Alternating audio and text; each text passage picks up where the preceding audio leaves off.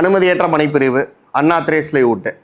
இப்போ உங்கள் அனுமதியற்ற மனைப்பிரிவின் எல்லையில் இருப்பு பாதை ரயில்வே பவுண்ட்ரி அமைஞ்சா எஸ்ஆர்னு சொல்லுவோம். இப்போ நம்ம தமிழ்நாட்டுக்குள்ளே இருக்கிறது வந்து சதன் ரயில்வே, தென்னக ரயில்வே, எஸ்ஆர்னு பவுண்ட்ரி கல் இருக்குன்னா அதுலேருந்து நீங்கள் 30 மீட்டர் வந்து இடைவெளி, அதாவது திரவிடமாக இட்டு தான் வரைபடம் தயாரிக்கணும்.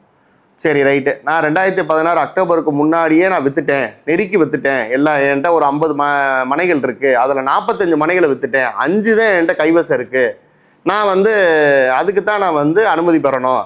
ஆனால் வந்து பவுண்ட்ரி எஸ்ஆர் பவுண்ட்ரிக்கு பக்கத்தில் தென்னக ரயில்வே இருப்பு பாதைக்கு பக்கத்தில் வந்து எனக்கு வந்து மனைகள் ஃபுல்லாக விற்கப்பட்டிருக்கு, உள்ளதான் எனக்கு ஒரு 5 வந்து கைவசம் இருக்குன்னா நீங்கள் வந்து அதை கோடிட்டு அந்த இருப்பு பாதை எஸ்ஆர் பவுண்ட்ரியிலேருந்து 30 மீட்ரு 100 அடி அந்த உங்களுடைய வரைபடத்தில் வந்து நீங்கள் கோடிட்டு காமிச்சிட்டு சம்மந்தப்பட்ட நகர் ஊரமைப்பு இயக்கத்தை அணுகி நீங்கள் விண்ணப்பம் அளிச்சிங்கன்னா நீங்கள் தாராளமாக வந்து அனுமதி பெற்றுக்கொள்ளலாம். ஒருவேளை உங்களுடைய எஸ்ஆர் பவுண்டரியிலேருந்து உங்கள் மனைப்பிரிவு அமைஞ்சு அதில் வந்து நீங்கள் விற்கப்படாமல் மனைகள் வச்சுருந்தீங்கன்னா அந்த குறிய செட்பேக்கை நீங்கள் அதில் கொடுத்து தான் ஆகணும்.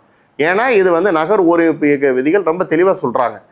30 மீட்ரு 100 அடி நீங்கள் வந்து திரவிடமாக விடப்பட வேண்டும், திரவிடமாக விடப்பட வேண்டும். அதில் கட்டிடம் கட்டுவதற்கு தடை செய்யப்பட்ட பகுதியாக அது கருதப்படும்.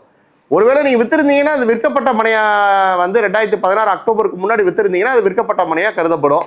அதனால் நீங்கள் வந்து அந்த பவுண்டரிக்கு பக்கத்தில் அந்த மனைகள் அமைஞ்சால் நீங்கள் வந்து அந்த இடைவெளி விட தேவையில்லை. ஆனால் வரைபடத்தில் தெளிவாக கோடிட்டு காமிச்சுதான் நீங்கள் வரைபடம் தயாரிக்கப்பட்டு சம்மந்தப்பட்ட நகர் ஊரமைப்பு இயக்கத்தில் வந்து நீங்கள் விண்ணப்பளித்து அனுமதியற்ற மனைப்பிரிவுக்கு ஒப்புதல் பெற்றுக்கொள்ளலாம்.